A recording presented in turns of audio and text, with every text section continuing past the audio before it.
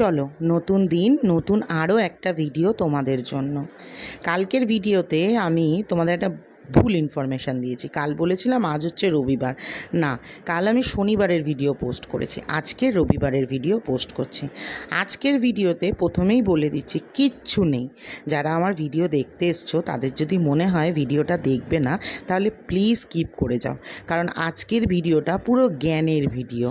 কারণ হচ্ছে গিয়ে আজ হচ্ছে গিয়ে সানডে, মানে আজ ফ্রেন্ডশিপ ডে ছিল।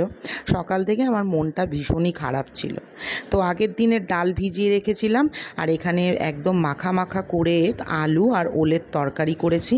কিচ্ছু কাজ করতে ইচ্ছে করছিল না, সত্যিই মনটা খুব খারাপ ছিল। খালি ভাবছিলাম যে কি করলাম, এত বছরে একটা ভালো বন্ধু বানাতে পারলাম না যে আজকের দিনে আমাকে একটু উইশ করবে। উইশ করাও ছেড়ে দিলাম, পাশে থাকবে। বন্ধু এই শব্দটা তো অনেক বেশি ইম্পর্টেন্ট। আমার জীবনে একটা ভালো বন্ধু নেই, এটাই কষ্ট। সকাল থেকে তাই পাগলের মতো প্রলাপ বকছিলাম। তো সারাদিন ওই রান্নাবান্না করে আর কিচ্ছু কাজকর্ম করিনি। এই যে কাজকর্মগুলো দেখছো এগুলো সব সন্ধেবেলা করছিলাম। সন্ধেবেলা মানে ওই 4টে 4:30 বাজে। দেখতেই পাচ্ছ যে বাইরে এখনও পর্যন্ত আলো রয়েছে। এই যা কাজকর্ম আমার প্রত্যেক দিনের রোজ নামচা থাকে, আমার না সবার, প্রত্যেক দিনের যে রোজ নামচা থাকে সেই রোজ নামচা অনুযায়ী কাজকর্মগুলো করছিলাম। তবে মনটা খুব একটা ভালো লাগছিল না। তো সমস্ত কাজকর্ম করে বাসন টাসন সমস্ত পরিষ্কার টরিষ্কার করে এদিকে মুখে একটুখানি তোমার ওই ফেস প্যাক লাগালাম, অনেক দিন লাগানো হয় না। তো মুখ টুক পরিষ্কার করে বসলাম আজকে গীতা পড়তে। আজ যখন গীতা পড়তে বসেছিলাম একটা প্রশ্ন নিয়ে বসেছিলাম, তোমাদেরকে আজকে তার জলজ্যান্ত উদাহরণ দেব। গীতা পড়তে বসার আগে মনে যে কোনো প্রশ্ন নিয়ে গীতার যে কোনো একটা পেজ যদি তোমরা খোলো না, কীভাবে যে সেই প্রশ্নের উত্তর তোমরা পেয়ে যাবে সেটা তোমরা নিজেরাই বুঝতে পারবে না। আজ আমার মনে একটা প্রশ্ন ছিল যে ভগবান কি পেলাম এতদিন ধরে, এত বন্ধু বান্ধব করে, এত মানুষকে বিশ্বাস করে। চলো উত্তরটা দিই তোমাদের। আজ গীতা পড়তে পড়তে তোমাদের একটা জিনিস আমি দেখাই। এই জায়গাটা আমার এত ভালো লাগলো, আমি কি বলবো। আমি তোমাদের বলেছিলাম না যে গীতা পড়লে প্রত্যেক দিন কিছু না কিছু প্রশ্নের উত্তর তোমরা পাবে। আজ এই জায়গাটাই কথাই বলছি। আজ ফ্রেন্ডশিপ ডে, বুঝলে তো। মনটা খুব খারাপ ছিল যে আমি বারবার ঠকে যাই, এটা আমার জন্য কি হয়। এটা দেখো, এই জায়গাটা পড়ো, বিশ্বাস ও সংশয়। এই স্থলে বলা হইল শ্রদ্ধা দ্বারা জ্ঞান লাভ হয়, ভক্তি বিশ্বাসী জ্ঞানের ভিত্তি। এই কথা অতীন্দ্রিয় পারমার্থিক জ্ঞান সম্বন্ধে প্রযোজ্য। চক্ষু কর্ণাদি ইন্দ্রিয় দ্বারা, বুদ্ধি বিচার দ্বারা নানা বিষয়ে আমরা যে জ্ঞান লাভ করি উহা লৌকিক জ্ঞান। প্রকৃত জ্ঞান তাহাতে শ্রদ্ধার প্রয়োজন হয় না, বরং এই জায়গাটা এবার ঠিক করে বুঝবে, বরং ইহাতে অবিশ্বাস বা সংশয়ের সাময়িক প্রয়োজনীয়তা আছে। কারণ এই সকল নিম্ন স্তরের সত্যের সহিত মিথ্যা মিশ্রিত থাকে। সংশয় বুদ্ধিতে পরীক্ষা করিয়া বুদ্ধি বিচার দ্বারা মিথ্যা হইতে সত্যকে পৃথক করিয়া লইতে হয়। ইহাকেই আধুনিকগণ বৈজ্ঞানিক প্রণালী বলেন। কি করে গেছে ঠাকুর, সত্যি কথা। যত পড়ছি এই বইটা তত মনে হচ্ছে জীবন আমার ধন্য হয়ে যাচ্ছে।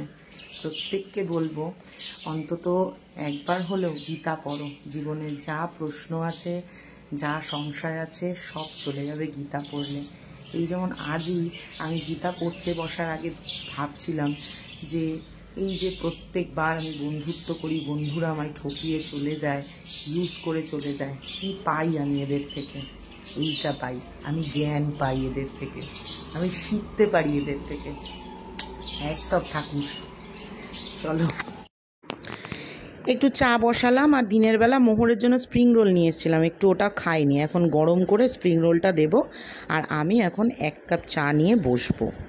বেশ কয়েকদিন থেকে অনেকে বলছিলে আমাকে শুটকি মাছ খেতে, তো এই যে নীলাদ্রি শুটকি মাছ নিয়ে এসছে। বলেছিলাম আজকে মোহনা শুটকি, কালকে এই শুটকি মাছ বাটা করব। এখানে আছে কাঁকরোল, এই কাঁকরোলটাকে এখন একটু কেটে রাখবো, কারণ কালকে সকালে মোহরের স্কুল আছে, আমাকে সকালে রান্না করতে হবে। তো এখনই সব কেটে কুটে রাখতে হবে। কাঁকরোলটা কাটবো, কুমড়োটা এরকম একটু নরম হয়ে গেছে, কুমড়োটার কালকে ভর্তা করব। ওই যে 6 বালিগঞ্জ প্লেসে যেমন খেয়েছিলাম না, ওই কাঁকরোল ভর্তা করব। মানে শুটকি মাছ, কাঁকরোল ভাজা, কুমড়ো ভর্তা, টকের ডাল, এইসব কালকে রান্না করব। চলো এগুলো আগে এখন একটু কেটে নিই তাড়াতাড়ি করে। চলে এলাম কাটাকাটি করতে। অনেকে বলবে এবার যে কেন পাথরের মধ্যে কাটছো, কার্ডবোর্ড ইউজ করো। আছে গো আমার, কিন্তু আমি তো ছুরিতে কাটি না, আমি তো বটিতেই স্বাচ্ছন্দ্য বোধ করি। তবে আজ একটু ক্যাত মারতে ইচ্ছে করলো, দেখি একটু কেটে কেমন লাগে। ওই 4টে তো কাঁকরোলই কাটবো। তবে পরে মনে পড়লো বাবা শুটকি মাছও তো কাটতে হবে। শুটকি মাছ তো তোমার বটি ছাড়া কাটা যাবে না, যা শক্ত, ও আমার যা ছুরি ও ভেঙে যাবে। চেষ্টা করেছিলাম দেখো, কিন্তু হলো না। পরে আবার সেই বটি নিয়ে বসে গেলাম। কাল শুটকি মাছ খাবো, এই আনন্দে আজকে রাত্রির থেকে আমার মনটা যেন কেমন উৎফুল্লে নাচছে। এত ভালো লাগে আমার শুটকি মাছ খেতে, মানে কি যে ভীষণ টেস্ট। সব কেটে রেখেছি। এখানে হচ্ছে গিয়ে কাঁকরোল ভাজা, আর এখানে এই দেখো আমি এই যে খেয়েছিলাম না সেদিন কুমড়ো ভর্তাটা এইরকম করা ছিল। এরপরে মনে হয় এটাকে একটুখানি তোমার গরম জলে একটু ভাপিয়ে নিতে হবে, দিয়ে মাখতে হবে। আর এই হচ্ছে হুটকি মাছ, এটা হচ্ছে মাছের বডি, আর এটা হচ্ছে মাছের মাথা। এই মাছের মাথা আর লেজা এটা হচ্ছে বাটা হবে, আর এটা দিয়ে তরকারি হবে। আর এখানে একটু মটর ডাল রয়ে গেছে সকালে, দেখি এটা দিয়ে কি বানাই। নীলাদ্রিকে বলেছিলাম আসার সময় একটুখানি পাউরুটি নিয়ে আসতে, একটু ডিম নিয়ে আসতে। কালকে সকালবেলা মোহরকে হয় পাউরুটি মিষ্টি নয় ডিম টোস্ট টিফিন করে দেবো। এই স্কুলে যাওয়ার গেলে বাচ্চা কাচ্চায় প্রত্যেক দিন একটা ঝামেলা থাকে যে কি টিফিন করে দেবো। আবার মেয়েও গেছিলো নীলাদ্রির সঙ্গে, আসার সময় নিয়ে এসেছিলো ফুচকা, আর ফুচকা খাচ্ছে দেখো মোহর। এত ভালোবাসে ফুচকা খেতে, তবে আজকের ফুচকাটা খুব ভালো খেতে পারিনি, কারণ আমাদের এখানে একজন ফুচকা নিয়ে বসে, রাজুদা, ওই ভালো ফুচকা বানায়। এই ফুচকাতে টক জলটা প্রচণ্ড টক ছিল, এই কারণে খুব একটা ভাল লাগছিল না খেতে। তবে ফুচকার সাইজগুলো ছিল অসাধারণ। আমার কেন জানি না এই বাড়ি বসে ফুচকা খেয়ে মজা লাগে না। আমাকে অনেকে বলে দিদি ফুচকা চ্যালেঞ্জ করো। ফুচকা ওই দোকানের সামনে দাঁড়িয়ে ওই মেখে দেবে, টপার টপ মুখে ঢোকাবো, ওই যে ফিলিংস, আর বাড়িতে এসে টেবিল সাজিয়ে ফুচকা খাওয়ার মধ্যে সেই ব্যাপারটা থাকে না। ওই দেখো পড়ে যাচ্ছে কীরকম একটা। আর আমি এখন ফুচকা খেতে কোথায় যাই জানো? আমি এখন ফুচকা খেতে যাই নাটাগড়ে, মানে ওই কালীতলার আগে ওখানে একটা দোকান আছে, ওইখানের ফুচকা, মানে বৌদিদের বাড়ির ওখানে দারুণ ফুচকা বানায়। এই ফুচকাটা দেখে এখন আবার আমার জিভে জল চলে আসছে। হ্যাঁ, আজ তো ফ্রেন্ডশিপ ডে, তাই না? তো ফ্রেন্ডশিপ ডে নিয়ে কিছু বলি আমি তোমাদেরকে।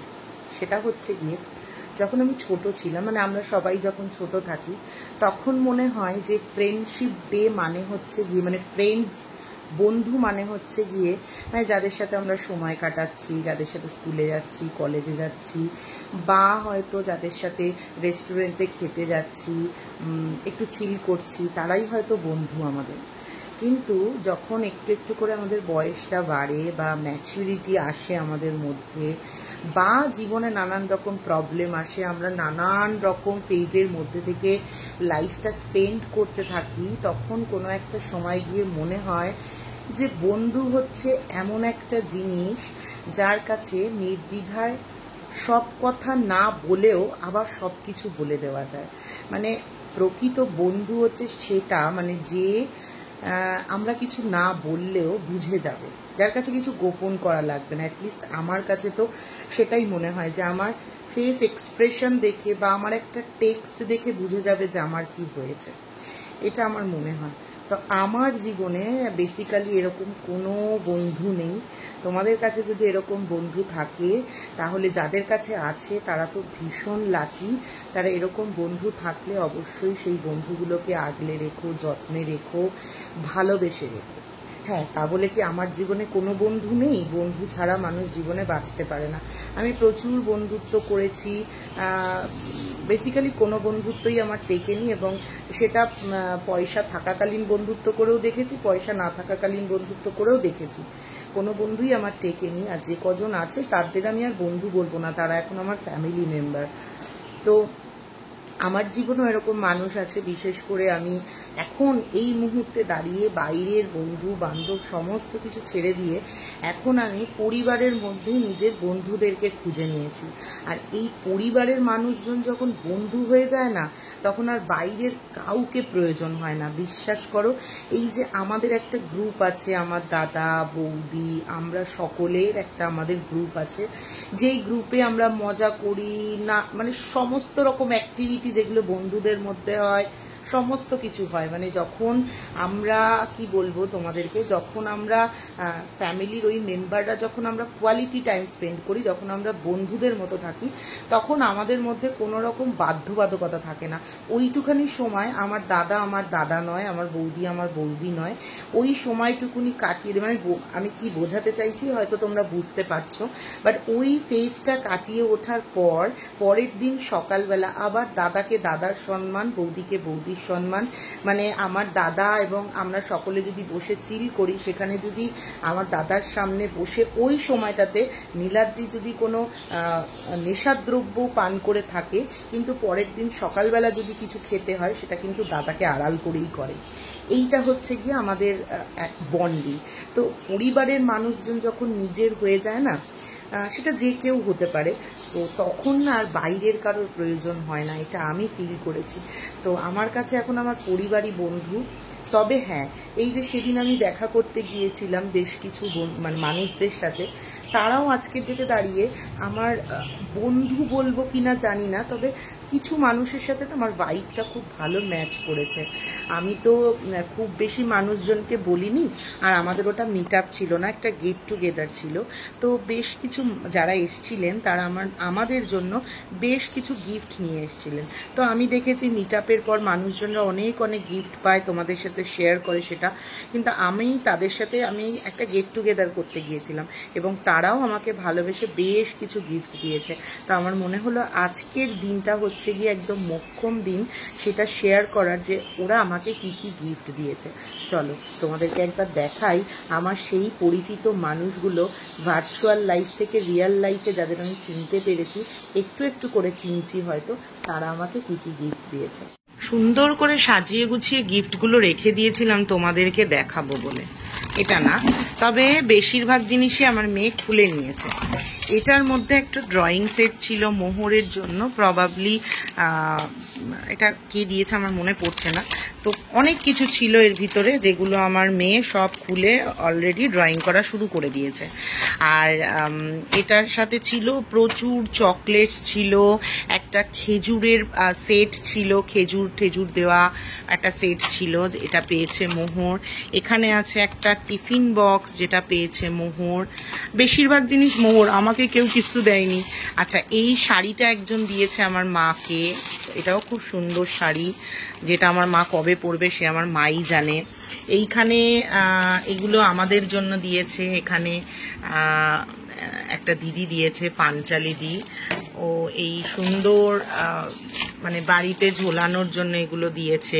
একটা অলরেডি আমি রেখে দিয়েছি। এই জিনিসগুলো আমি পেয়েছি।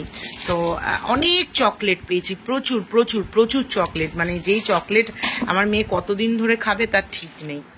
এই ভিডিওতে আমি তোমাদের সকলকে বলতে চাই থ্যাংক ইউ সো মাচ। এই কটা মানুষ আমার সাথে দেখা করতে এসে এত ভালোবাসা দিয়েছে, যেটা আমি কখনো ভাবতে পারিনি।